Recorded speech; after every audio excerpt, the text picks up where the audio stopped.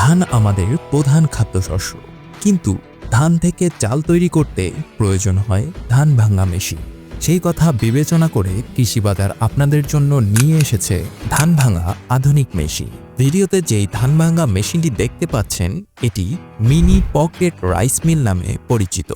এই মেশিনটি এতটাই ছোট যে যে কোনো স্থানে খুব সহজে আপনারা মেশিনটি রাখতে পারবেন। এটি অত্যন্ত দ্রুত, নির্ভুল এবং স্বল্প খরচে ধান ভাঙার কাজ সম্পন্ন করে। অন্যান্য মেশিনের তুলনায় এই মেশিন কাজ সহজ করে এবং দ্রুত হয়। পাশাপাশি ধান ভাঙতে খরচও অনেক পরিমাণে কম লাগে।